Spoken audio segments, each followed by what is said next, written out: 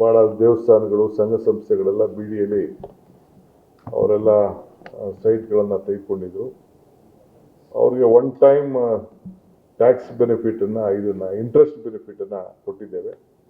120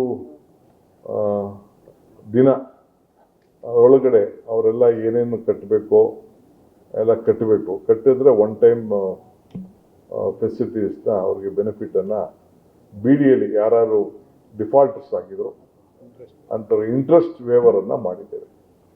interest ಒಟ್ಟು 234 ಕೋಟಿ ಇದೆ. ಸೊ ಇಂಟ್ರೆಸ್ಟ್ ವೇವರನ್ನು ಮಾಡಿದ್ದೇವೆ.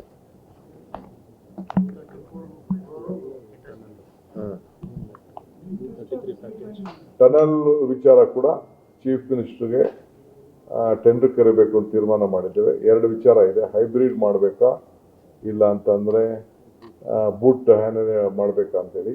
ಸೊ ಅದಕ್ಕೆ ಚೀಫ್ ಮಿನಿಸ್ಟರ್ಗೆ ಆಥರೈಸ್ ಮಾಡಿದ್ದೀವಿ.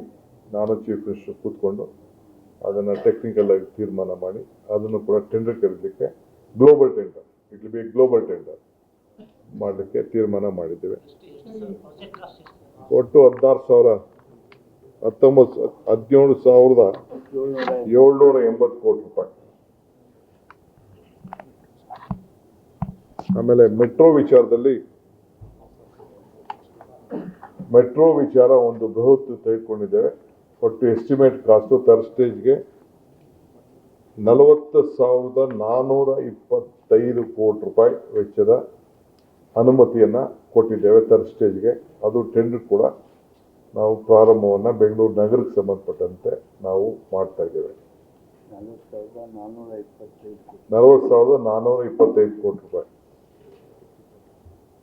ಆಮೇಲೆ ಇದನ್ನ ಹಿಂದೆ ಬಿಜೆಪಿ ಗೌರ್ಮೆಂಟಲ್ಲಿ 98 ಪ್ಯಾಕೇಜ್ ಅಂತ ಕಸ ವಿಲೇವಾರಿಗೆ ಟೆಂಡರ್ ಕರೆದಿದ್ದು. ಬೇಕಾದಷ್ಟು ವಿಚಾರಗಳಿತ್ತು, ಅದನ್ನೆಲ್ಲ ಈಗ ನಾನು ಬಿಡಿಸಿಡಕ್ಕೆ ಹೋಗಲ್ಲ. ಕೆಲವರು ಕೋರ್ಟ್ಗೆ ಹೋಗಿದ್ದು, ಕೋರ್ಟಲ್ಲಿ ತೀರ್ಮಾನ ಕೊಟ್ಟಿದ್ದಾರೆ. 4 ತಿಂಗಳಲ್ಲಿ ಇದನ್ನು ಫೈನಲೈಸ್ ಮಾಡಿ ಅಂತ ಅದನ್ನು ಸ್ಕ್ವಾಶ್ ಮಾಡಿದ್ದಾರೆ.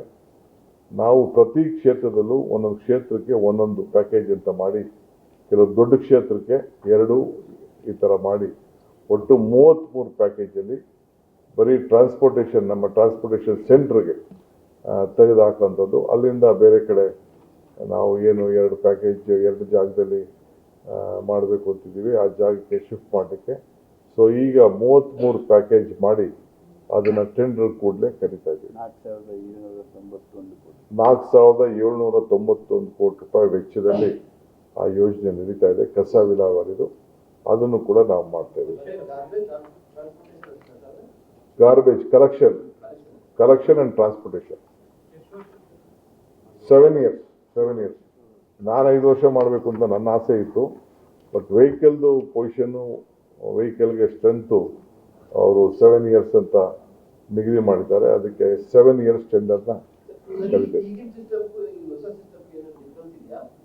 ಖಂಡಿತ ಡಿಫ್ರೆನ್ಸ್ ಇದೆ. ಬೇಕಾದಷ್ಟು ರೆಸ್ಪಾನ್ಸಿಬಿಲಿಟಿ, ವೆಹಿಕಲ್ಲು ಡಿಫ್ರೆನ್ಷಿಯೇಟ್ ಮಾಡೋದು, ಕನ್ಸ್ಟ್ರಕ್ಷನ್ನು ಆ್ಯಕ್ಟಿವಿಟೀಸ್ಗೆ ಸಪ್ರೇಟ್ ಮಾಡೋಂಥದ್ದು, ಅವ್ರಿಗೆ ಏನೇನು ತಗೊಂಡು ಹೋಗ್ಬೇಕು ಅಂತೇಳಿ ಸ್ಪೆಸಿಫಿಕ್ ಸ್ಟಾರ್ಟಿಂಗಲ್ಲೇ ವಿಂಗಡಣೆ ಮಾಡಲಿಕ್ಕೆ ಒಂದು ಅವಕಾಶ ನಾವು ಮಾಡ್ತೀವಿ.